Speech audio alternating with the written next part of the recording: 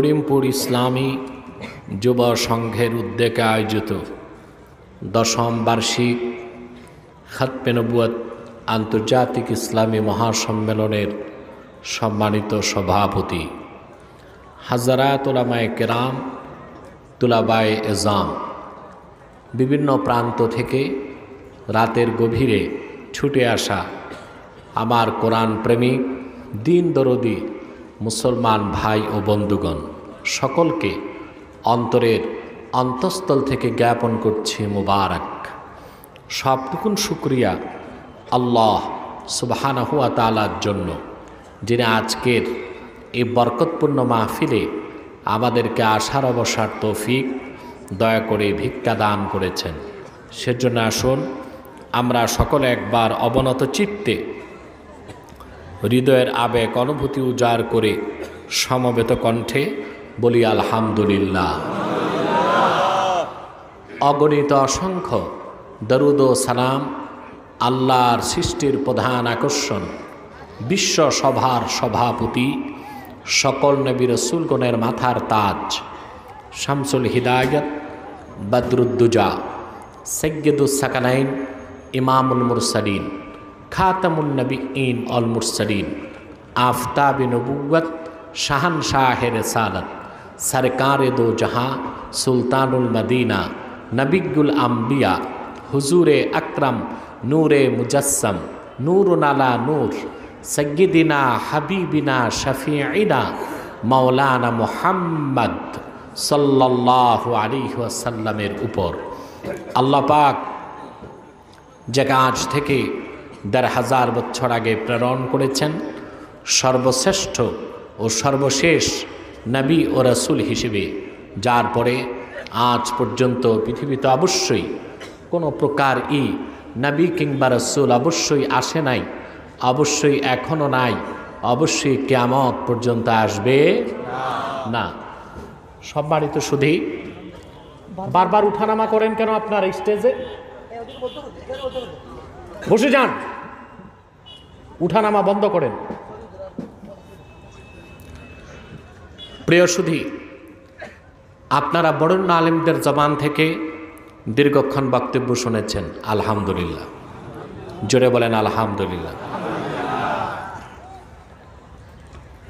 আজকে একটি গুরুত্বপূর্ণ বিষয়ে আপনাদের সামনে আমি কথা বলতে যাচ্ছি। আমরা আন্তর্জাতিক ও জাতীয় একটি সমস্যায় ভুগতেছি, সেটা হলো পৃথিবীর বিশ্ব মানচিত্রে আমাদের মুসলমানদের ৫৭টি রাষ্ট্র আছে। সংখ্যায় পৃথিবীতে আমরা ২০০ কোটি মুসলমান। মোট প্রাকৃতিক সম্পদের ৭০% আমাদের পায়ের তলায়। কিন্তু এই পৃথিবীর বিভিন্ন জনপদে আমরাই মার খাচ্ছি মুসলমান। আমরা নির্যাতিত, নিপীড়িত, লাঞ্ছিত, বঞ্চিত।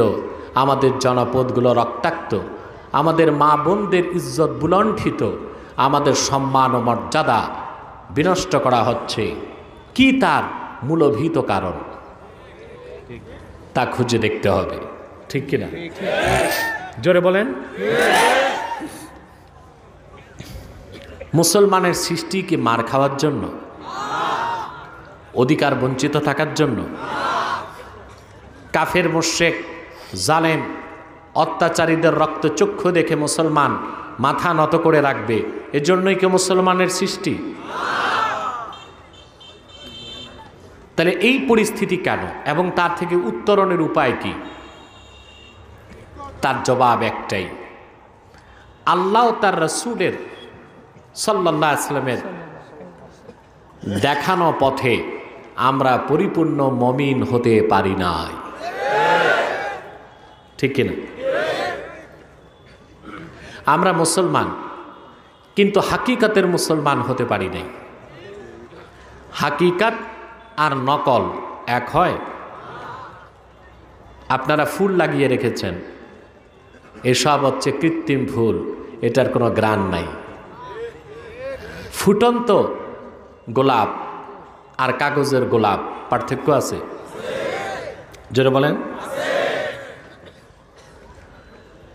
কি পার্থক্য?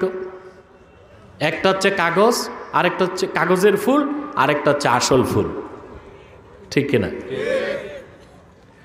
আমরা কাগজের মুসলমান হয়ে আছি, লেবেলের মুসলমান, পৈতৃক সূত্রে মুসলমান, আল্লাহর কোরআনের ফর্মুলায় মমিন হতে পারি নাই। যদি হতে পারতাম, সারা দুনিয়ার নেতৃত্ব কর্তৃত্ব আমাদের পদতলে এসে জমা হয়ে যেত মুসলমান, ঠিক কিনা? আল্লাহ পাক সূরা আনফালে প্রকৃত মমিনের গুণাবলী আলোচনা করেছেন, আর সেই সূরা থেকেই আমি 3টি আয়াত আপনাদেরকে শুনিয়েছি। আমরা আজকে আল্লাহর কোরআনের দৃষ্টিতে খাঁটি পরিপূর্ণ মমিন হবার ফর্মুলা জানব এবং পরিপূর্ণ মমিন হবার শপথ নিয়ে এখান থেকে বিদায় নিব। রাজি আছেন? বলেন আল্লাহুম্মা আমিন। তবে আমি প্রচণ্ড ক্লান্ত এবং অসুস্থ। আপনাদের এখানে দিনে এসেছিলাম কাঁঠালতলি, ওখানে এসে খুব বেশি অসুস্থ হয়ে গিয়েছিলাম। সে ধকল কেটে উঠতে এখনও পারছি না। আমি খুব আস্তে আস্তে কথা বলবো, খুব কম সময়ে আমরা কথাগুলো বুঝার চেষ্টা করব। আল্লাহ পাক কবুল করুন, বলুন আল্লাহুম্মা আমিন। প্রিয় সুধী, ভূমিকাতে আরেকটি কথা বলবো, আর তা হলো আমরা এখানে এসেছি আল্লাহর রাজি খুশির জন্য। ঠিকটাও তো ঠিক মতো বললেন না। আল্লাহ তার রসুলের রেজামন্দির জন্য এসেছি।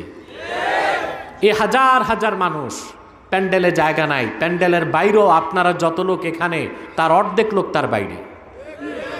এ মানুষগুলো কোনো ব্যক্তির আকর্ষণে আসে নাই, এসেছে আল্লাহর কোরআনের আকর্ষণে, ঠিক কিনা? বাংলাদেশে অনেক আউল বাউল আসলেও হাজার হাজার লোক হয়। আউল বাউলদের শ্রোতা আর তাফসিরুল কোরআনের শ্রোতায় পার্থক্য কতটুক? একটা হচ্ছে মাছ বাজার আর একটা স্বর্ণের বাজার। মাছ বাজারও ভিড় থাকে, কি থাকে? মাছ কিনতে যায়। স্বর্ণের বাজারে ভিড় থাকে কম, কিন্তু ওখানে মানুষ যায় স্বর্ণ কিনতে। কিন্তু আমাদের স্বর্ণের বাজারে স্বর্ণও আছে, ভিড়ও আছে। এ তো একমাত্র আল্লাহর কোরআনের বরকত ছাড়া আর কিছু নয়, ঠিক কিনা? এখানে এসেছেন, বসে আছেন, প্রতি শ্বাসে আল্লাহ পাক 10টি নেকি দিচ্ছেন। হাদিস সাক্ষী,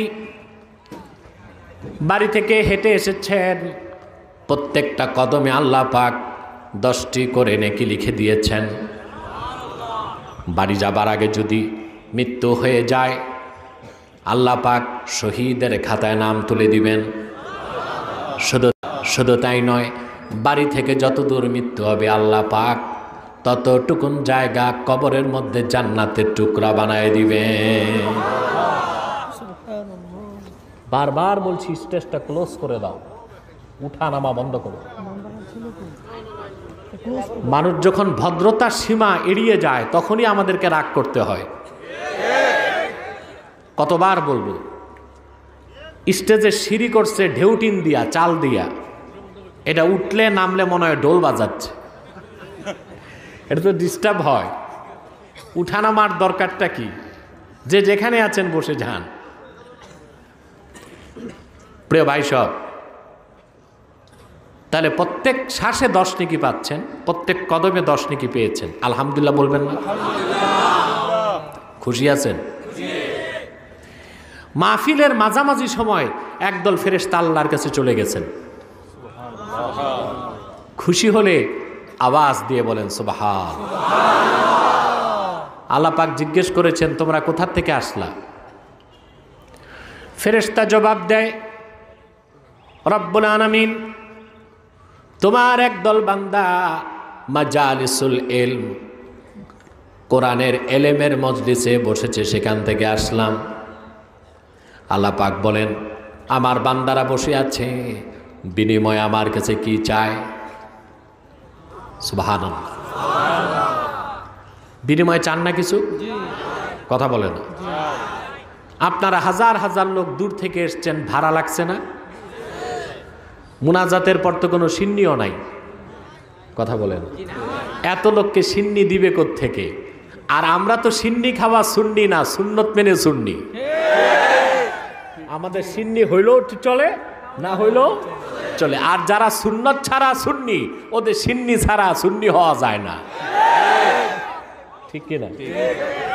প্রিয় ভাই বন্ধুগণ, তো নাই কোনো টাকা পয়সা বিনিময়, সিন্নি নামাজ, গভীর রাতে বাড়ি যাবেন, কেউ খেয়ে কেউ না খেয়ে, তা আল্লাহর কাছে বিনিময় চান না? ফেরেশতাকে আল্লাহ জিজ্ঞেস করেন, ওরা কি চায়? আমার বান্দাগুলো বসে বসে চায় কি? ফেরেশতা বলেন, আল্লাহ তাআলা, আল্লাহ জিজ্ঞেস করেন, ফা আইয়ু শাইইন ইয়াতলুবুন, ওরা কি চায় আমার কাছে? ফেরেশতা বলেন, আল্লাহ, তারা তোমার জান্নাত প্রত্যাশা করে জান্নাত চায়। আল্লাহ পাক বলেন, হালরা আওহা, তারা কি আমার জান্নাত দেখেছে চোখে? তারা বলেন, না, কোনো দিন দেখে নাই, না দেখে বিশ্বাস করে। আল্লাহ রাব্বুল আলামিন আবার জিজ্ঞেস করেন, ওয়া মিন আইয়ি শাইইন ইয়াতাআওয়াযুন, আমার বান্দাদের মনটা নরম কেন, চোখে পানি কেন, ওরা কিসের থেকে বাঁচতে চায়? ফেরেশতারা বলেন, আল্লাহ, তোমার জাহান্নাম থেকে বাঁচতে চায়। আল্লাহ পাক বলেন, জাহান্নাম কোনো দিন দেখেছে নাকি? ফেরেশতা বলেন, আল্লাহ, কোনো দিন দেখে নাই, না দেখি বিশ্বাস করে। আমার আল্লাহ পাক ডেকে বলেন, ফেরেশতারা সাক্ষী থাকো তোমরা, যারা আমার জান্নাত দেখে নাই, জাহান্নাম দেখে নাই, বসে বসে কোরআন শুনছে, আমি আল্লাহ তাদের জীবনের সব গুনাহ মাফ করে দিলাম, আমার জান্নাতের দরজা তাদের জন্য খুলে দিলাম। খুশি আছেন? আমরা খুশি। শয়তান বেজার। বেজার কে? শয়তানও বেজার, তার চেলা চামুন্ডারাও বেজার। শয়তানের সব চেষ্টা ব্যর্থ, একটা বাকি আছে। এই বিশাল জনসমুদ্র একসাথে আল্লাহর কাছে মুনাজাত করে গুনাহ মাফ করবে, এটা শয়তান চায় না। আমরা কি শয়তানেরটা বাস্তবায়ন করব, না আমাদের স্বার্থ বাস্তবায়ন করব? সেজন্য আমাদের নেক নিয়ত করে শয়তানের গালে একটা প্রতীকী চপেটাঘাত করতে হবে। আমরা নিয়ত করছি কিছুক্ষণ পরই আজকের মুনাজাত করে গুনাহ মাফ করে নিষ্পাপ বেহেশতি আল্লাহওয়ালা হয়ে বাড়ি যেতে চাই। কারা কারা হাত তুলে আমার আল্লাহ তাআলাকে দেখা।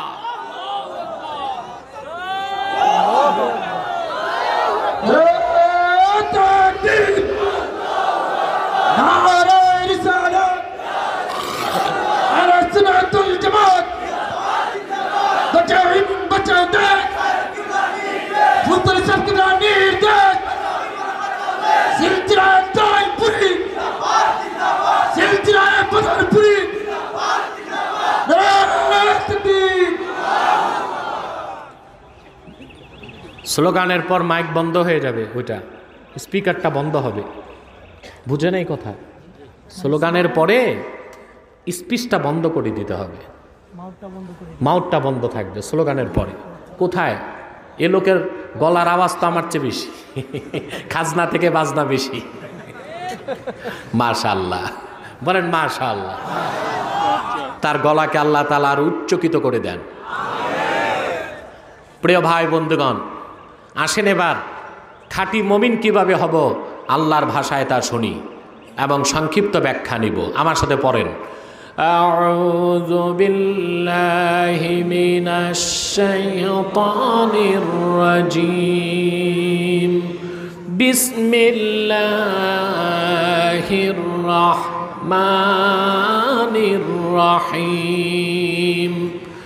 إنما المؤمنون الذين إذا ذكر الله وجلت قلوبهم وإذا تليت عليهم آياته زادتهم إيمانا وعلى ربهم يتوكلون الذين يقيمون الصلاة ومما رزقناهم ينفقون أولئك هم المؤمنون حقا সাদাকাল্লাহুল আযীম। পড়ুন সাদাকাল্লাহুল আযীম। ওয়া সাদাকা রাসূলুহুন নবিয়্যুল কারীম ওয়া নাহনু আলা যালিকা মিনাশ শাহিদিন ওয়াশ শাকিরিন ওয়াল হামদু লিল্লাহি রাব্বিল আলামিন। আল্লাহ পাক কোরআন কারীম সূরাতুল আনফালের ইরশাদ করেছেন, ইন্নামাল মুমিনুনা আল্লাযীনা ইযা যুকিরাল্লাহু ওয়াজিলাত কুলুবুহুম। প্রকৃত মুমিন তো তারাই, তাদের সামনে যখন আল্লাহর জিকির হয় তাদের অন্তর আল্লাহর ভয়তে নরম হয়ে যায়। ওয়া ইযা তুলিয়াত আলাইহিম আয়াতুহু যাদাতহুম ঈমানা। আর তাদের সামনে যখন কোরআনের তেলাওয়াত হয়, কোরআনের তেলাওয়াত তাদের ঈমানকে বাড়িয়ে দেয়। সুবহানাল্লাহ বলবেন না জোরে? তারপরে আল্লাহ পাক বলেন, আল্লাযীনা ইউকিমুনাস সালাতা ওয়া মিম্মা রাযাকনাহুম ইউনফিকুন। এবং তারা সেই সব লোক যারা 5 ওয়াক্ত নামাজ আদায় করে এবং আমি যা রিজিক দান করেছি তার থেকে খরচ করে। আল্লাহ পাক বলেন, উলাইকা হুমুল মুমিনুনা হাক্কা।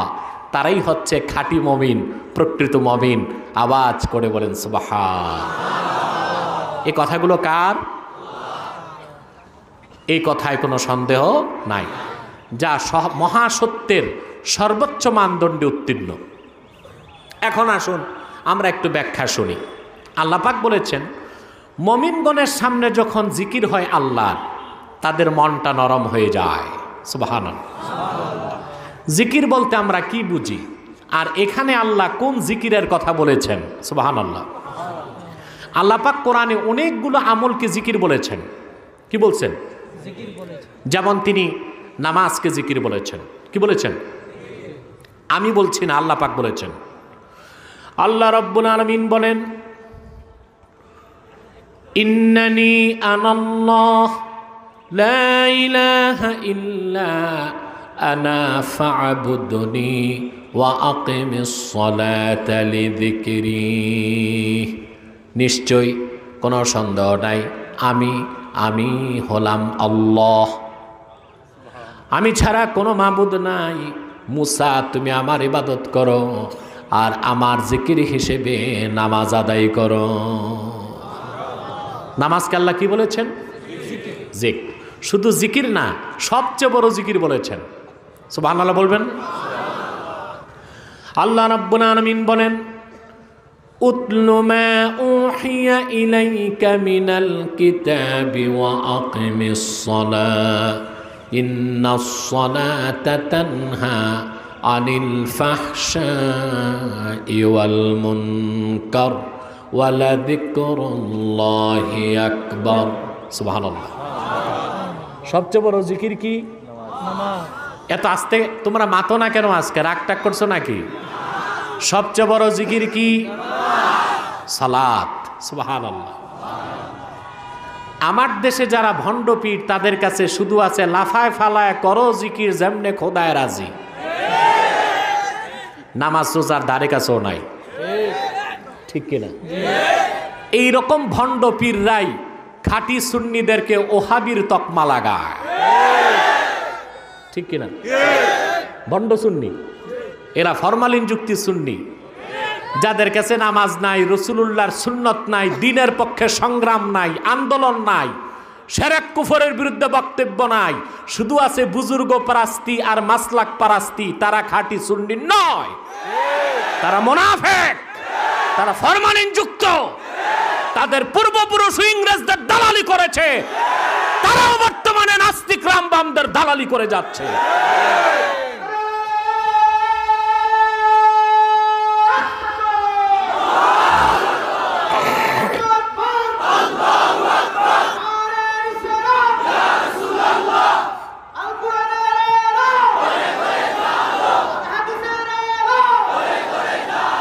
আমার ভাই সব, আমার প্রিয় ভাই বন্ধুগণ, সবচেয়ে বড় জিকির কি? সালাত। এই সালাত, এই জিকির যার কাছে নাই, বাকি সব জিকির তার বরবাদ। আমার ভাইয়েরা, ওয়াজ নসিহতকে আল্লাহ তাআলা জিকির বলেছেন। সুবহানাল্লাহ। ওয়াজ শোনাও জিকির, ওয়াজ করাও জিকির। যদি ওয়াজ হয় কোরআন থেকে।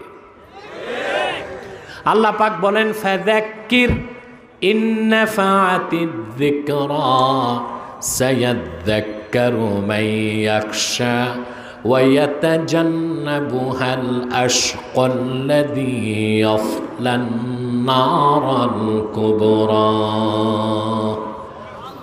আল্লাহ পাক তার হাবিবকে বলেছেন ফাযাক্কির।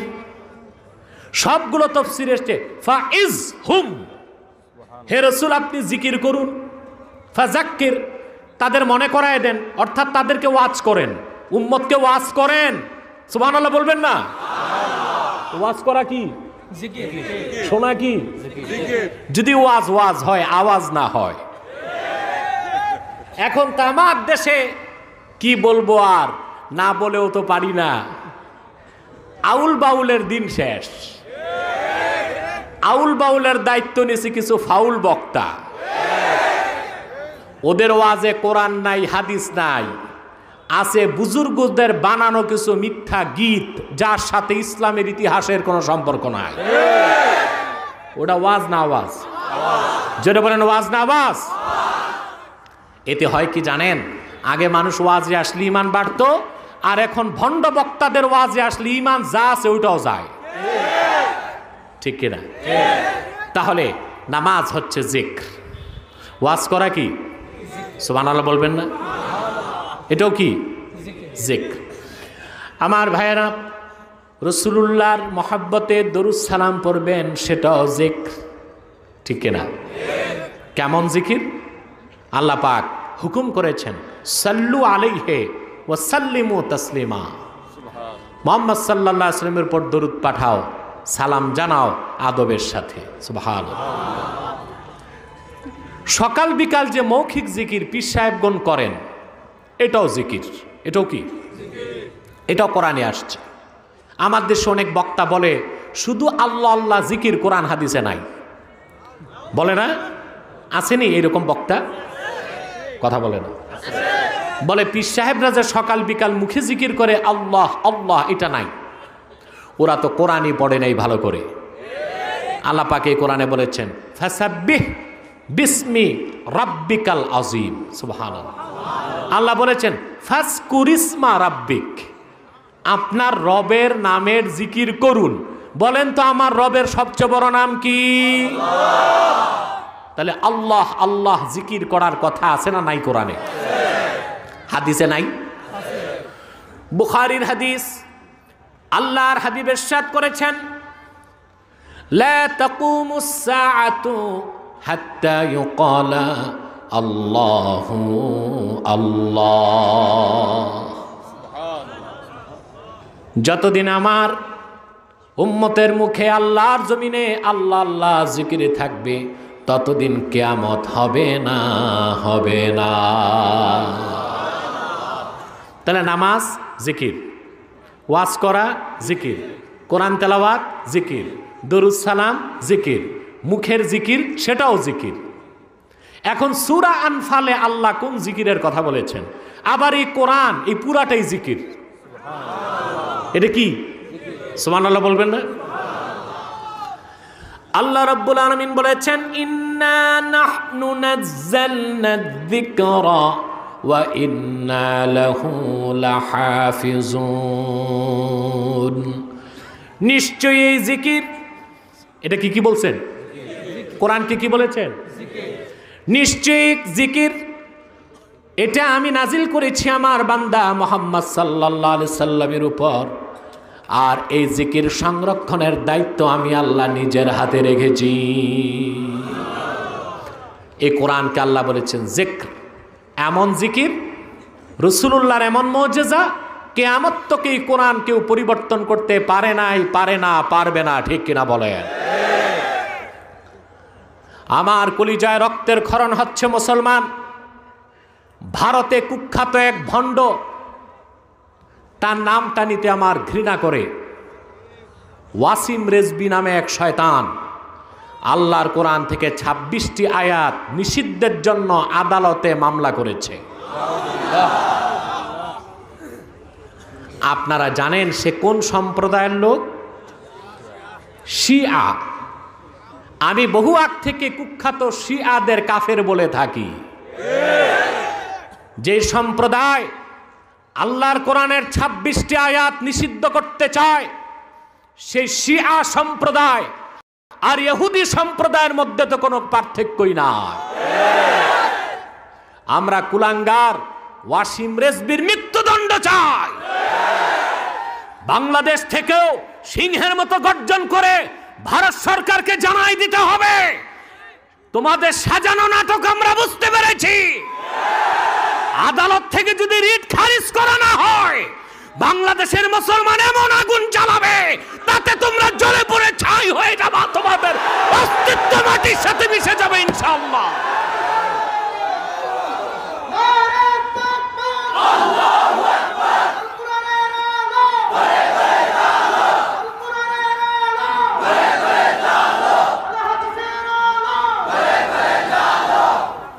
আমার ভাই বন্ধুগণ, মনে রাখবেন শিয়া সম্প্রদায় এটা ১২টা ভাগ। কয়টা? মূল দুইটা, একটা আহলুত তাশাইয়্যু কুবরা আর একটা আহলুত তাশাইয়্যু সুগরা। একটা বড় রাফিজি আর একটা ছোট রাফিজি। তাদের কি বলা হয়? শিয়া। কি বলা হয়? বড় রাফিজি যারা, বুঝলেন, তারা নিঃসন্দেহে কাফের। আমি কয়েকটা প্রমাণ দিয়ে দিচ্ছি। বড় রাফিজিদের আকীদা, ইরানে যারা আছে, ইরানে তারা বলে, তাদের কিতাব উসুলে কাফিতে এসেছে, ইরতাদ্দান নাসু বা'দা ওয়াফাতিন নবী সাল্লাল্লাহু আলাইহি ওয়াসাল্লাম ইল্লা আলী। তাদের আকীদা যে আল্লাহর রসুলের ইন্তেকালের পরে আলী ছাড়া সকল সাহাবী মুরতাদ হয়ে গেছে। বলেন তাদেরকে মুসলমান বলা যাবে? কথা বলে না। দ্বিতীয় তাদের আকীদা, এই মিয়া তুমি কি কই মাছ তালাশ করতেছ? কি করো? করো কি? যাও তাড়াতাড়ি যাও, জুতা ছাড়াই যাও, নতুবা তোমার প্যান্ট, হাফ প্যান্ট সব নষ্ট হবে।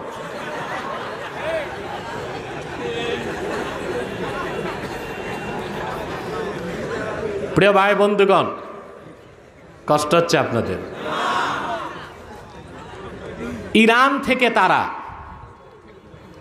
থেকে তারা কোরআন করিম ছেপেছে, বুঝলেন?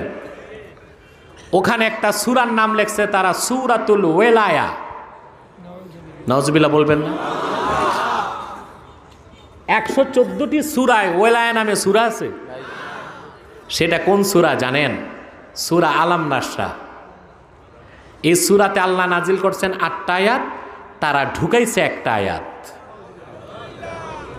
শোনাবো?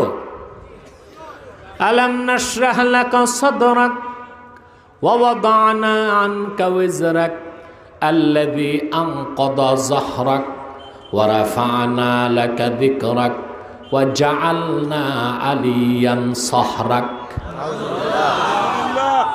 হযরত আলী শানে এই একটা আয়াত ওরা ঢুকাই দিছে। আল্লাহর কোরআনে যারা হস্তক্ষেপ করে ওরা মুসলমান না কাফের? বাংলাদেশে কিছু মৌলবি বের হয়েছে এখন মুফতি নামের, তারা কুফরি স্বীকার করে, কাফের বলতে চায় না। এসব হচ্ছে কাফেরেরই খালাতো ভাই। আছে না কিছু মৌলবি? আছে, বলে যে না কুফরি করছে কাফের বলা যাবে না, আশ্চর্য চুরি করছে চোর বলা যাবে না,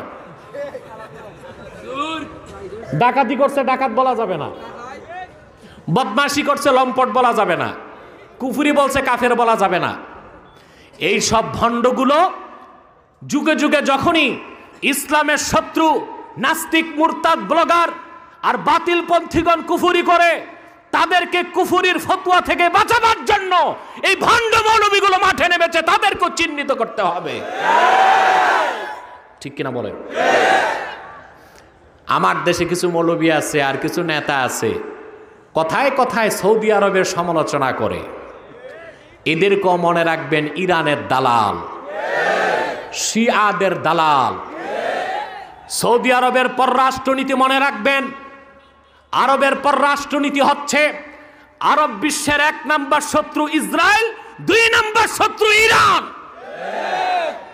তারা এত জঘন্য কাফের, ইরানের শিয়া সম্প্রদায়, তারা শপথ করেছে তারা যদি কোনোদিন আরব দখল করতে পারে, জান্নাতুল বাকিতে যে আমার আম্মা জান আয়েশার রওজায় তারা দোররা লাগাবে। এইরকম কাফের শিয়াদেরকে কোনোদিন মুসলমান মনে করা যায় না, যায় না, যায় না।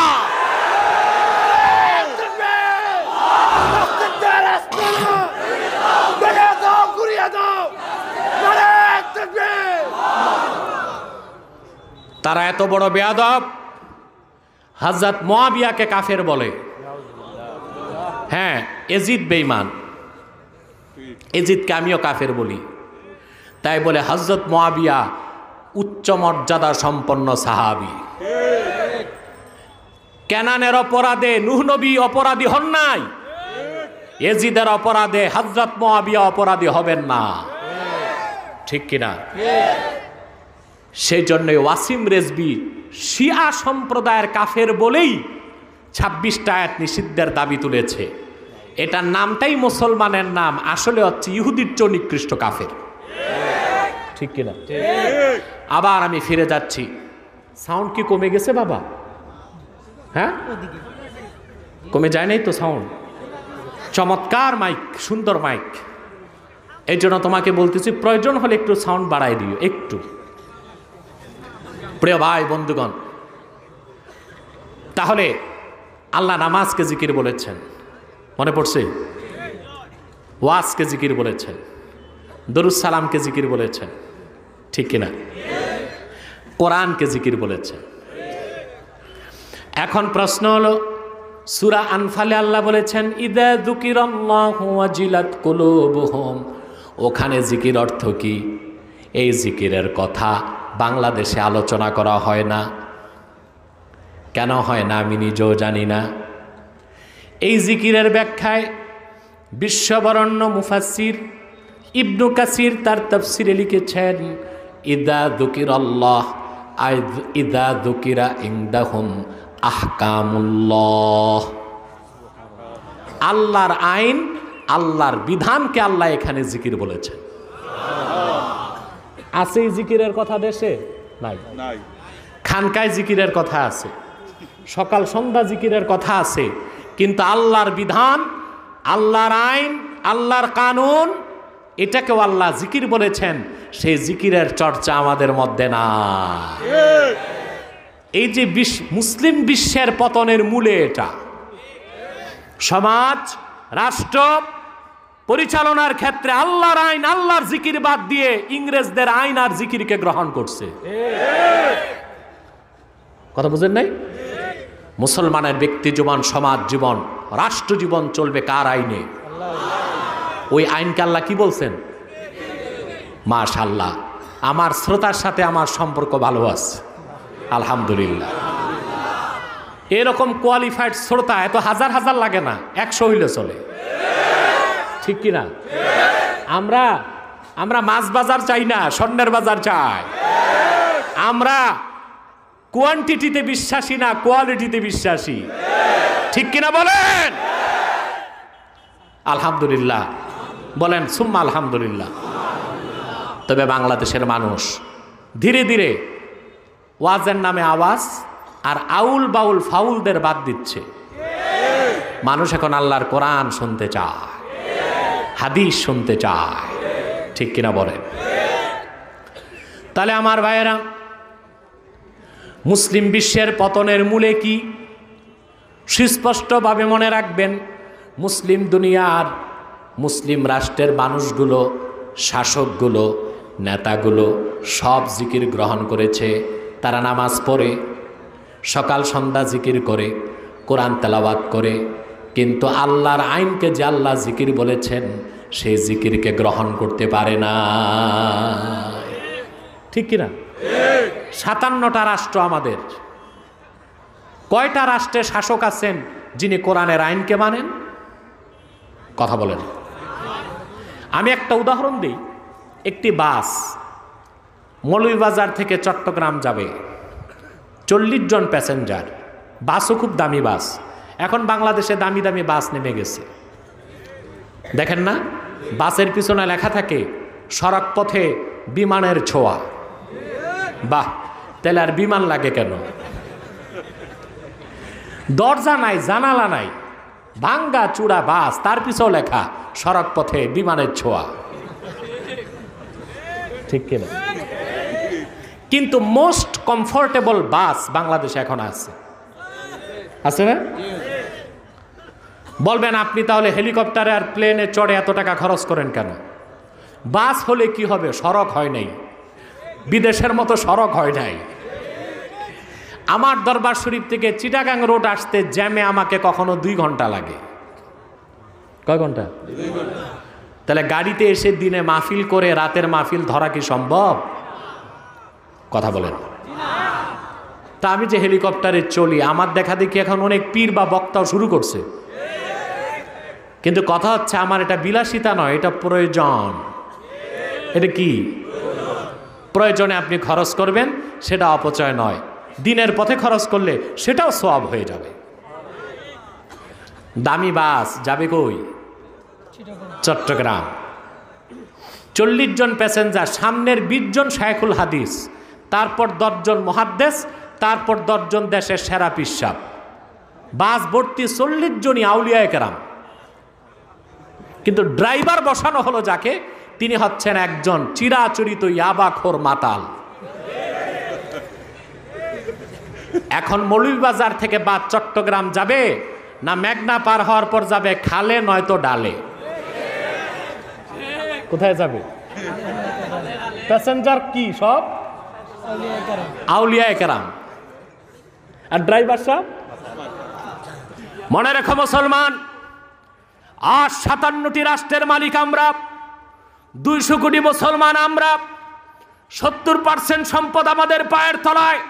কিন্তু আমরা এই নির্যাতিত, নিপীড়িত, লাঞ্ছিত, আমাদেরই রক্ত ঝরছে গুজরাটে, আসামে, কাশ্মীরে, লিবিয়াতে, সিরিয়াতে, আফগানে, বাগদাদে। তার একটাই কারণ, নেতৃত্বের আসনে যাদেরকে বসিয়েছি তারা কোরআন হাদিস মানে না, পশ্চিমাদের গোলাম, শয়তানের গোলামি করছে তারা।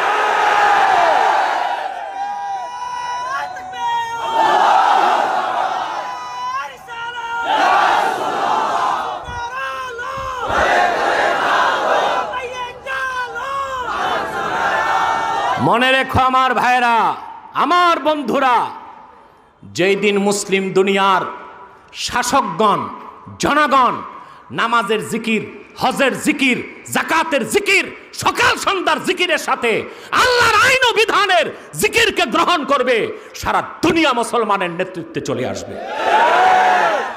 আমরা মার খাবো না, তখন মার আটকাবো। ঠিক কিনা বলেন? আমরা সহিংসতার শিকার হব না, দুনিয়া থেকে সহিংসতাকে নির্মূল করে জাদুঘরে পাঠায় দেব। ঠিক কিনা বলেন? আল্লাহর কথা বুঝতে পারছেন? এর চেয়ে বেশি বুঝাবার দরকার আর নাই। মুমিন আল্লাহর আইনকে মেনে নিবে। কার আইনকে? তারপর আল্লাহ পাক বলেন, وَإِذَا تُلِيَتْ عَلَيْهِمْ آيَاتُهُ زَادَتْهُمْ إِيمَانًا। 2 নম্বর বৈশিষ্ট্য, যখন তাদের সামনে কোরআনের তেলাওয়াত হয় তাদের ঈমান বেড়ে যায়। সুবহানাল্লাহ। প্রিয় ভাই সব, ভাই ও বন্ধুগণ, কোরআন যে আমার আল্লাহর শ্রেষ্ঠ নিদর্শন, রাসূলুল্লাহ সাল্লাল্লাহু আলাইহি ওয়াসাল্লামের শ্রেষ্ঠ মুজিজা, তা তো নিজেই আপনি উপলব্ধি করতে পারেন। ঠিক কিনা? অর্থ বুঝে না, ব্যাখ্যা বুঝে না, কোরআন শুনে জাহেল মানুষ মজা পায়, আনন্দ পায়, যেন কলিজা ছিঁড়ে যায় কোরআনের মহাব্বতে। ঠিক কিনা বলে? কথা বুঝতেছেন? মুমিন যখন কোরআন শোনে তখন তার ঈমান কি হয়? তাহলে এখানে একটা প্রশ্ন পাওয়া যায়, ঈমান বাড়ে, ঠিক কিনা? ঈমান কমে। কিন্তু আমাদের মহান ইমাম আবু হানিফা রাহমাতুল্লাহ তিনি বলেছেন, আকীদার কিতাবে এসেছে, আলেমরা পড়ছেন, আল ঈমানু লা ইয়াজিদু ওয়া লা ইয়ানকুস, ঈমান বাড়েও না, ঈমান কমেও না। তাহলে কি আমাদের ইমাম আজম কি কোরআন শরীফ বুঝে নাই? কথা বলেন। সাহাবা একরামের পর আল্লাহর কোরআন সবচেয়ে বেশি বুঝেছেন আকাশের নিচে ইমাম আজম আবু হানিফা। তিনি কত বেশি কোরআন শরীফ পড়তেন জানেন? সুবহানাল্লাহ, সুবহানাল্লাহ। প্রত্যেক রমজানে তিনি ৬০ বার কোরআন খতম করতেন। একবার তিনি কাবা ঘরে ঢুকলেন, ভিতরে ইমাম আবু হানিফা, যেন তেন কথা। সুবহানাল্লাহ।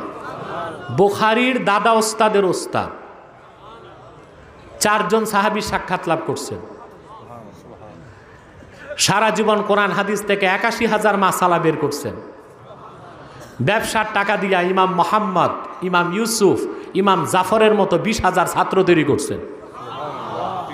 আবু হানিফা যে সেই লোক না, আমার দেশে কিছু শিকি আদলি পাশিকার মৌলবি বের হয়েছে।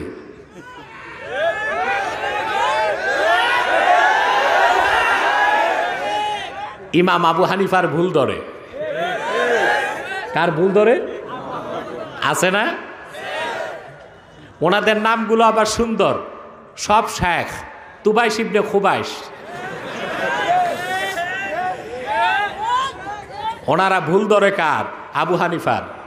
শাফি, মালেক, আহমদ বিন হাম্বলের ভুল ধরে।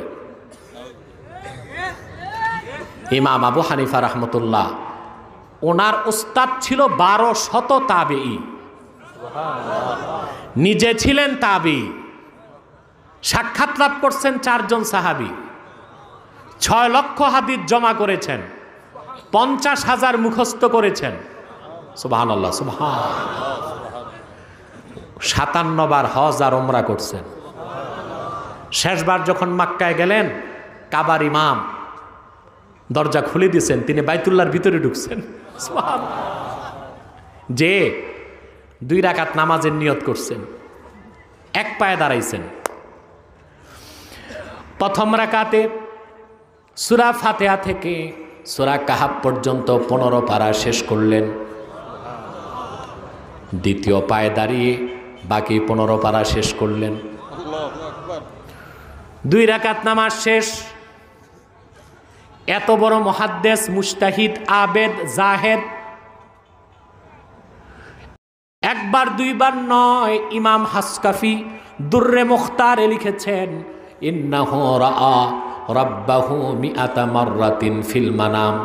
স্বপ্নে আমার আল্লাহকে তিনি 100 বার দেখেছে।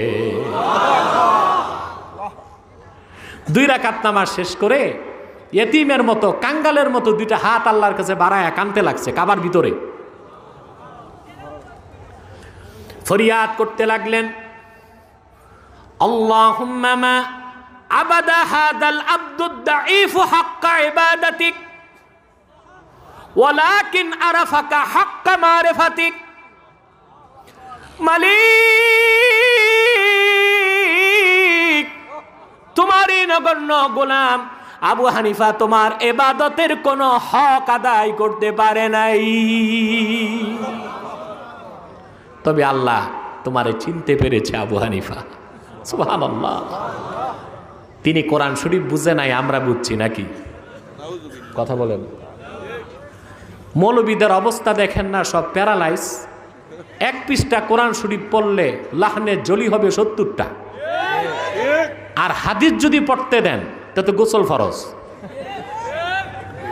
এইসব মূর্খ বক্তা আবার আমাদের সাথে বহস করতে চায়। আমাদের ছাত্রদের ধাক্কা নিতে যাইয়াই সব ক্লিনিক্যাল ডেথ হয়ে গেছে, আবার আমাদের কাছে বসতে চায়। তো যদি এইসব ভণ্ড বক্তা আমাদের সাথে বসতে হয়, তো দিনরাত কষ্ট করে ছাত্রগুলো কেন পড়াই? কথা বলেন, কেন পড়াই? আমারও তো বয়স হয়ে যাচ্ছে। আপনারা দেখেন হুজুর খুব জোয়ান মানুষ, বাহ্যিক খুব ফিটনেস ভালো, কিন্তু মেহনতের কারণে এখন তো ধকল সইতে আর পারি না। দিনে মাহফিল, রাতে মাহফিল, সাংগঠনিক কাজ, দরবার শরীফের কাজ, সব কিছুর পর আমার ছাত্রদের আমি হাদিস পড়াই। আমার ছাত্রগুলোকে সর্বোচ্চ নাহসরফ লোগাতে গুরুত্ব দেই, যেন আরবিতে তারা যথেষ্ট পারদর্শিতা অর্জন করতে পারে। আমার ছাত্র তো আর মক্তবের ছাত্র নয়, এরা এখন কেউ মাদ্রাসার শিক্ষক, কেউ ভার্সিটির লেকচারার, কিছু ছাত্র আছে পিএইচডি ডিগ্রির পথে আছে, আলহামদুলিল্লাহ। তো বলছিলাম ইমাম আজমের দোষ ধরে এমন মৌলবীও বাংলাদেশে আছে। ওই যে তুবাইশ ইবনে খুবাইশ, তুবাইশ ইবনে খুবাইশ, আমরা এই তুবাইশ আর খুবাইশদের কথায় ইমাম আজমকে ভুল বুঝবো না। এখন প্রশ্ন হলো, আল্লাহ কোরআনে বলেছেন জাদাতহুম ঈমানা, কোরআনের তেলাওয়াত শুনলে মুমিনের ঈমান বাড়ে। আবু হানিফা কেমন করে বললেন ঈমান বাড়ে না? প্রশ্ন আসে কিনা? ইমাম বুখারী, আহমদ বিন হাম্বল, দাউদে জাহিরি, আব্দুল্লাহ ইবনুল মুবারক, ইমামে জোহরি তারাও বলেছেন ঈমান বাড়ে। ইমাম আজম বলেছেন বাড়ে না। এর ব্যাখ্যা কি শোনেন। মূল ব্যাখ্যা হলো ইমাম আজমের কথা আর কোরআনের কথায় কোনো দ্বন্দ্ব নাই। ইন্না আসলাল ঈমান লা ইয়াজিদু ওয়া লা ইয়ানকুস, ঈমানের মূল বাড়েও না কমেও না। ঈমানের মূলের ক্ষেত্রে সাহাবায়ে কেরামের ঈমান যেমন ছিল, তোমার আমার ঈমান ওই রকম, মূলটা একরকম। ওয়ালাকিন্না নূরাল ঈমান ইয়াজিদু বিত্তাআ ওয়া ইয়ানকুসু বিল মাসিয়া, কিন্তু নেক আমল করলে ঈমানের নূর বেড়ে যায়, আর গুনার কাজ করলে ঈমানের নূর কমে যায়। তাহলে দুই কথায় দ্বন্দ্ব আছে? কথা বলে না, আছে দ্বন্দ্ব? এইটার সবচেয়ে চমৎকার উদাহরণ আমি পেয়েছি হুজ্জাতুল্লাহিল বালেগায়, শাহ ওলিউল্লাহ মুহাদ্দিস দেহলভির লেখা। কিতাবটা একটু কঠিন, এবারও কঠিন, অর্থও কঠিন। তবে আমি আলেমদেরকে বলবো, জীবনে আর কোনো কিতাব পড়েন আর না পড়েন, হুজ্জাতুল্লাহিল বালেগা একবার পড়েন। সুবহানাল্লাহ। 2 খণ্ড কিতাবে মনে হয় এলেমের সব মাখনগুলো শাহ ওলিউল্লাহ জমা করে দিস। তার কারণ কি জানেন? হুজ্জাতুল্লাহিল বালেগার মুকাদ্দমায় শাহ ওলিউল্লাহ লিখেছে, আমাকে আল্লাহ রসুল রুহানি ভাবে একটা কলম দান করেছেন, সেই কলম দিয়ে আমি হুজ্জাতুল্লাহিল বালেগা লিখেছি। আল্লাহু আকবার। এটা দুনিয়ার কলমে লেখে নাই, রসুলুল্লাহর দেওয়া কলমে লিখেছে। সুবহানাল্লাহ বলবেন না? সেখানে তিনি উদাহরণ দিয়েছেন, ঈমান বাড়ে কমের উদাহরণ দিয়েছেন। আসলে ঈমান বাড়েও না কমেও না, ঈমানের নূর বাড়ে নেক আমল করলে, আর ঈমানের নূর কমে গুনার কাজ করলে। মূল ঈমান যেমন আছে তেমন থাকে। সুবহানাল্লাহ বলবেন না? আমার কথাগুলো বুঝতেছেন? ভালো করে বুঝতেছেন? তিনি উদাহরণ দিয়েছেন হারিকেন। হারিকেন আছে আপনাদের দেশে? কি বলেন আপনারা? হারিকেনই বলেন, ঠিক কিনা?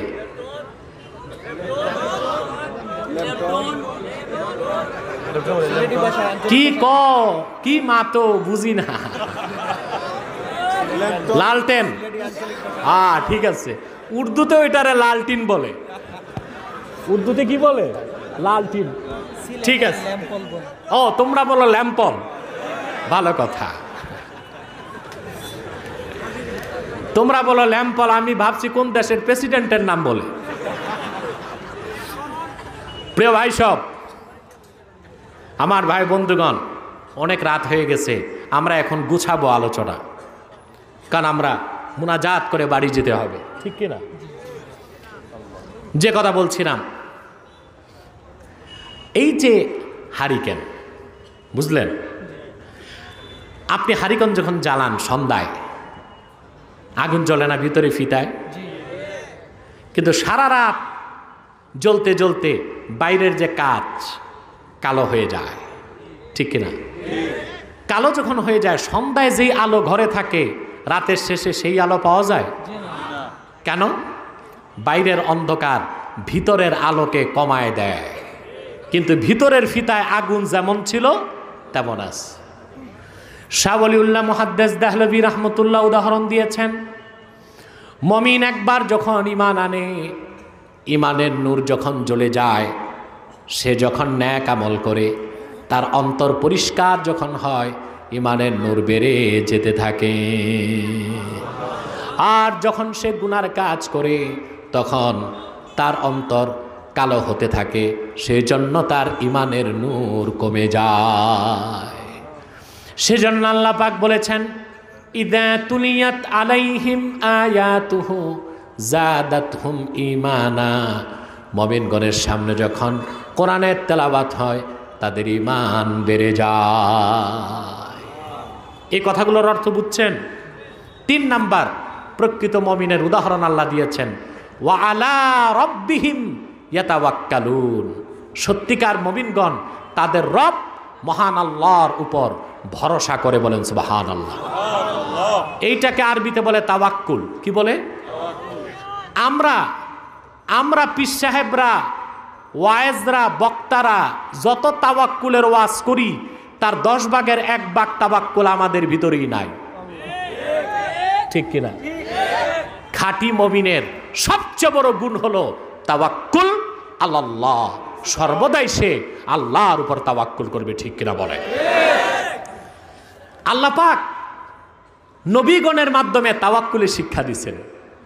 1 2 না, 25 জন নবীর তাওয়াক্কুলের কথা তিনি কোরআনে তুলে ধরেছেন। সুবহানাল্লাহ বলবেন না? কে কে ঘুমাও হাত উঠাও। বাহ, আজকে তো এতগুলো ধরা খাবে আমি জানি না।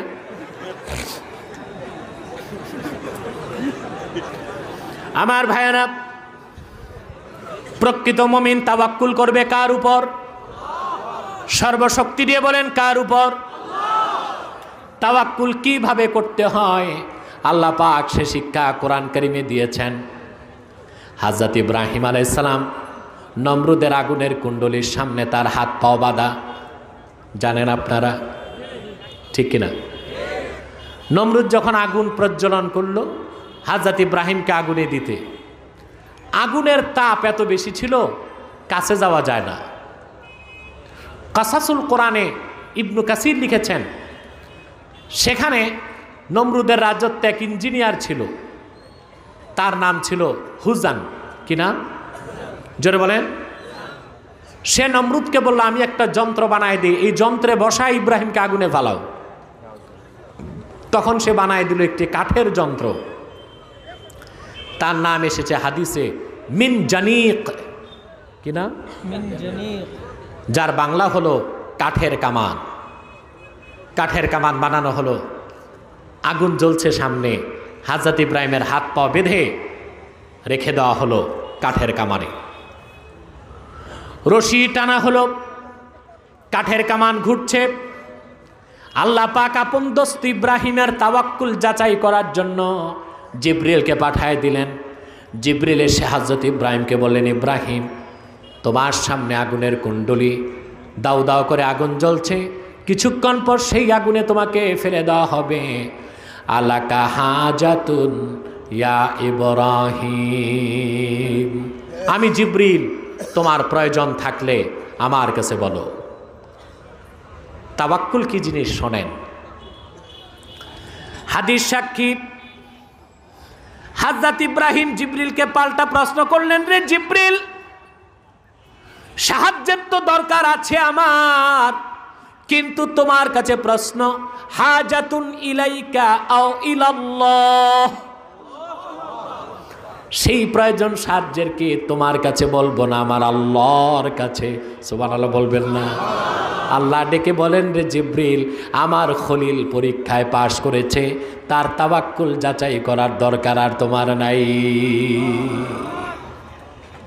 মুসা আলাইহিস সালামের উদাহরণ আল্লাহ কোরআন কারিমে দিয়েছেন। আল্লাহ হুকুম করছেন, মুসা রাতের আধারেই বনি ইসরায়েলকে নিয়ে মিশর ছেড়ে ফিলিস্তিন যাও। কোথায়? মিশর থেকে তিনি রওনা হলেন, তার সাথে যুবকই ছিল 6 লাখ। কত? বৃদ্ধ, শিশু, বাচ্চা, মহিলা কত তার হিসাব নাই। শুধু যুবক কত? লক্ষ লক্ষ মানুষের কাফেলা নিয়ে মুসা নবী যখন দরিয়ার পাড়ে আসলেন, বলেন তো সেই দরিয়ার নাম কি? না, এটা ভুল তাফসীর। সেই দরিয়ার নাম বাহরে কালজুম। কি নাম? নীল নদ। যারা মিশর গেছেন দেখেছেন, ছোট নদী, সাতরায়ও পার হইতে পারবেন।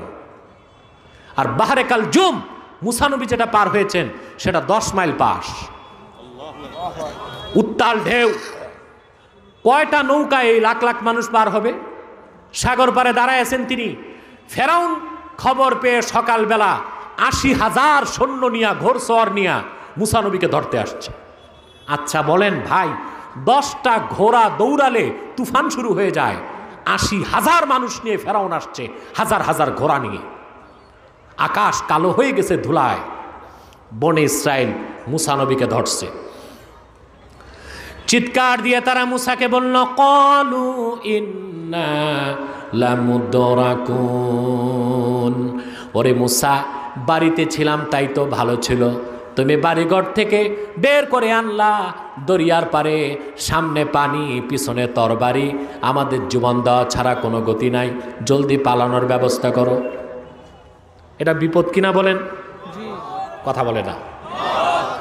মুসা নবী সে সময় কোনো ভয় পেলেন না। তিনি আমার আল্লাহর উপর তাওয়াক্কুল করেছেন। কিভাবে? আল্লাহ তা কোরআন কারিমে বলেছেন।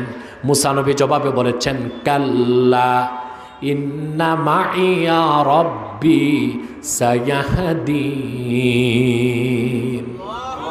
কখনো না, বনি ইসরাইল ভয় পেও না, আমার রব আমার সাথে আছেন। আমার রব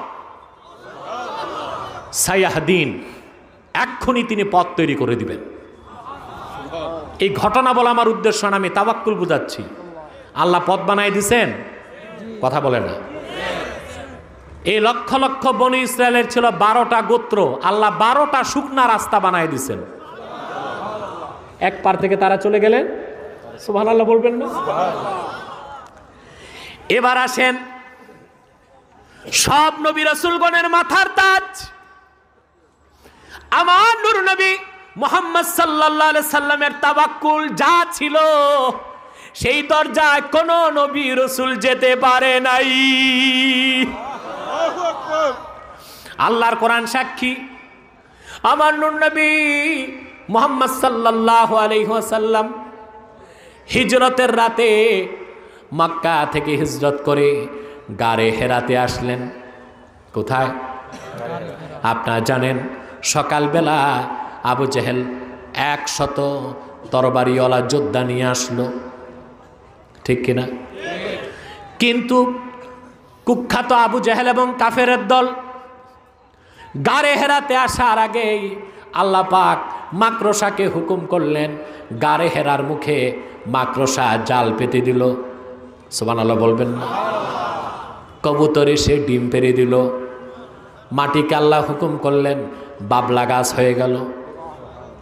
আবু জেহেল আসছে, পদচিহ্ন বিশারদ, যারা পায়ের চিহ্ন দেখে বলতে পারে কার পুত্র কে হেঁটেছে। আবু জেহেলকে এসে পদচিহ্ন বিশারদ বলল, আবু জেহেল, কাবার মালিক আল্লাহর কসম, গারে হেরার মধ্যেই মুহাম্মদ সাল্লাল্লাহু আলাইহি সাল্লাম আছেন এবং আবু বকর সঙ্গে আছেন। আবু জেহেল কয়, তোর মাথা খারাপ। যদি মুহাম্মদ সাল্লাল্লাহু আলাইহি সাল্লাম গারে হেরাতে যেতেন, মাকড়সার জাল কিভাবে ঠিক থাকে? কবুতরের ডিম কেন ভাঙলো না? বাবলা গাছের এই যে ঢাকনা, ঢাকনা না, বাবলা গাছের ঝাপড়া, এটার তো কিছু হইল না। হযরত আবু বকর সিদ্দিক বলেন, আমি তাকায় দেখি কাফেরদের তরবারি দেখা যায়। চোখ থেকে পানি পড়তেছে আবু বকর সিদ্দিকের। নূর নবীকে বললেন, আবু বকর রে, কান্না করো কেন? তিনি বললেন, ইয়া রাসূলুল্লাহ, ইয়া হাবিবাল্লাহ, আমি আপনার কদমে জীবন কোরবান করতে রাজি আছি, কিন্তু এখনো তো দিন পরিপূর্ণ হয় নাই। যদি তারা আপনি মুহাম্মদ সাল্লাল্লাহু আলাইহি সাল্লামকে শহীদ করে দেয়, কাল কিয়ামত পর্যন্ত আমার আল্লাহকে আল্লাহ বলার তো কেউ থাকবে না। বিপদের সেই মুহূর্তে আমার নূর নবী মুহাম্মদ সাল্লাল্লাহু আলাইহি সাল্লাম কিভাবে তাওয়াক্কুল করলেন আল্লাহ পাক বলেছেন। আল্লাহ কোরআনে সেই কথা তুলে দিয়েছেন, وَإِذْ يَقُولُ لِصَاحِبِهِ لَا تَحْزَنْ إِنَّ اللَّهَ مَعَنَا। আল্লাহ পাক বলেন মুহাম্মদ সাল্লাল্লাহু আলাইহি সাল্লাম সে সময় ওনার সঙ্গে আবু বকরকে ডেকে বললেন, আবু বকর কোনো চিন্তা করো না, আল্লাহ। এবার একটা সূক্ষ্ম তাফসীর মাথায় ঢুকবে তোমাদের? কজি হয় ঢুকবে কিনা? মুসা যখন বিপদে পড়ল তিনি বলেছেন ইন্না মাইয়া রব্বি, আর আমার নূর নবী মুহাম্মদ সাল্লাল্লাহু আলাইহি সাল্লাম তাওয়াক্কুল করার সময় বললেন ইন্নাল্লাহা মাআনা। দুই কথায় কত সূক্ষ্ম ব্যাখ্যা ইমাম বাইজাবি তাফসীর বাইজাবিতে লেখেন। মুসা নবী যখন বিপদে পড়লেন আল্লাহর কথা স্মরণ করার আগে নিজের কথা তিনি স্মরণ করেছেন। তিনি বলেছেন ইন্না মাইয়া রব্বি, আমার সাথে আছেন আমার রব। কিন্তু আমার নূর নবী মুহাম্মদ সাল্লাল্লাহু আলাইহি সাল্লাম কাফেরদের তরবারির সামনে নিজের কথা মনে করেছেন, পরে আগে আল্লাহকে মনে করেছেন। তিনি বলেছেন ইন্নাল্লাহা মাআনা, আল্লাহ আছেন আমার সাথে। সুবহানাল্লাহ। আমার নূর নবী মুহাম্মদ সাল্লাল্লাহু আলাইহি ওয়াসাল্লাম ১৫০০ বছর আগে যে তাওয়াক্কুল শিক্ষা দিয়েছেন উম্মতকে, পূর্বের কোন নবীও ওই রকম তাওয়াক্কুল ইখতিয়ার করতে পারে নাই, বলেন সুবহানাল্লাহ। সেজন্য আল্লাহ পাক মুমিনের তৃতীয় গুণ বলেছেন ওয়া আলা রাব্বিহিম ইয়াতাওয়াক্কালুন, খাঁটি মুমিনগণ তাদের রবের উপর ভরসা করে, বলেন সুবহানাল্লাহ। এই তাওয়াক্কুলের আবার স্তর আছে, যার ঈমান যত বেশি তার তাওয়াক্কুল তত বেশি। আবু দাউদ শরীফের হাদিস, এক সাহাবী রাসূলুল্লাহর কাছে এসে বললেন, হুজুর আমি আসছি উট বাদি নাই, আল্লাহর উপর তাওয়াক্কুল করছি। রাসূলুল্লাহ বললেন আগে উট বাঁধো তারপর তাওয়াক্কুল করো। সুবহানাল্লাহ বলবেন, কারণ তার ঈমানের স্তর যে কি আল্লাহ রাসূল তা জানতেন, ঠিক কিনা? অপর দিকে দেখেন সুনান ইবনে মাজার হাদিস, হাদিসটি আছে ১০৬ পৃষ্ঠায়। কত পৃষ্ঠায়? আলহামদুলিল্লাহ, পৃষ্ঠাটা মনে আছে আমার, পড়ছি তো প্রায় ১৮-২০ বছর আগে। হাদিসটাও মুখস্থ আছে, কারণ এই হাদিস আমার অন্তরে দাগ কেটে ফেলেছে। সুনান ইবনে মাজাহ ১০৬ পৃষ্ঠার হাদিস। আল্লাহর হাবিব সাহাবা একরামকে বলেছেন লাউ আন্নাকুম তাওয়াক্কালতুম আলাল্লাহি হাক্কা তাওয়াক্কুলিহি লারাযাকাকুম কামা ইয়ারযুকুত তায়র তাগদু খিমাসাও ওয়া তারুহু বিতানা। ওরে আমার সাহাবীরা, আল্লাহর উপর যেভাবে তাওয়াক্কুল করতে হয় তোমরা যদি চূড়ান্ত পর্যায়ের তাওয়াক্কুল করতে পারো, আল্লাহু আকবার, লারাযাকাকুম কামা ইয়ারযুকুত তায়র, আল্লাহ পাখিকে বিনা চেষ্টায় যেভাবে রিজিক দেন তোমাদেরকেও বিনা চাকরি বাকরি ব্যবসা ছাড়া ঘরে বসায় রিজিক দিয়ে দিবেন।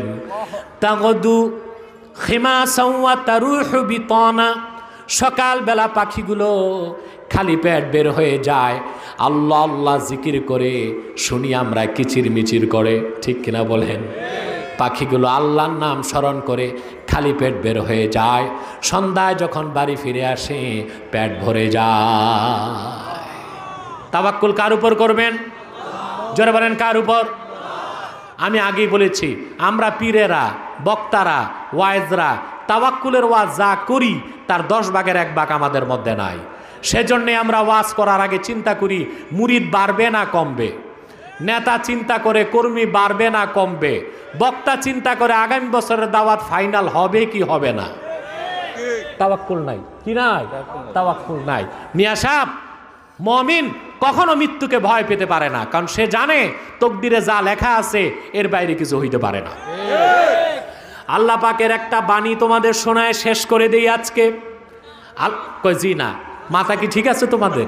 রাত ১২টা পার হয়ে গেছে, একটু পরে দেখবা সিএনজি ড্রাইভাররা পাগলামি শুরু করবে। ১২টা বাজলেই ওরা গাড়ি স্টার্ট দেয় আর ফোন করে শ্রোতারে ডাকে যে আইরা আইরা, মানে কি বলে আইবগা। আচ্ছা আচ্ছা ঠিক আছে, কিছু কিছু শিখতেছি। প্রিয় ভাই বন্ধুগণ, যে কথা বলছিলাম, কি যেন বলছিলাম, তাওয়াক্কুল আল্লাহর উপর করতে হবে। আল্লাহ পাক বলেছেন কুল লাই ইউসিবানা ইল্লা মা কাতাবাল্লাহু লানা ওয়া হুয়া মাওলানা وعلى الله فليتوكل المؤمنون হাবিব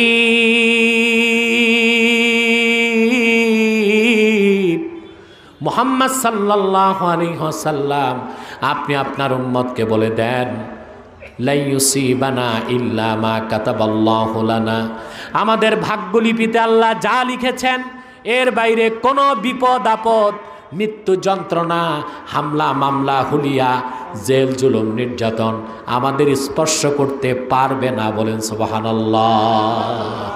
ওয়া হুয়া মাওলানা, আল্লাহ তাআলাই হচ্ছেন আমাদের মালিক। ওয়া আলাল্লাহি ফালইয়াতাওয়াক্কালিল মুমিনুন, সত্যিকার যে মুমিন সে একমাত্র আল্লাহর উপর ভরসা রাখে। বলেন সুবহানাল্লাহ। বিদায় বেলা আমার বাংলার প্রাণ শক্তি যুবকদের উদ্দেশ্যে একটি বার্তা দিয়ে যাচ্ছি। শুনে রাখো যুবকরা, মানব রচিত তন্ত্রমন্ত্র মতবাদকে বর্জন করে ফিরে আসো আল্লাহর কোরআনের দিকে। আর মনে রেখো, আল্লাহ দ্বীনের জন্য তুমি যদি কাজ করে যাও, মৃত্যু তোমাকে আসবে না আল্লাহর হুকুম ছাড়া, কোনো ক্ষতি তোমাকে স্পর্শ করতে পারবে না। এই তাওয়াক্কুল যেদিন আমাদের অন্তরে চলে আসবে, শুধু বাংলাদেশ নয়, গোটা দুনিয়া আল্লাহর কালেমার পতাকা তলে চলে আসবে। সারা দুনিয়ার নেতৃত্ব কর্তৃত্ব মুসলমানের হাতে পুঞ্জীভূত হয়ে যাবে ইনশাআল্লাহ। আজকে এতটুকুই। সাদাকাল্লাহুল আযীম ওয়া সাদাকা রাসূলুহুন নবিয়ুল কারীম ওয়া নাহনু আলা যালিকা মিনাশ শাহিদিন ওয়াশ শাকিরিন।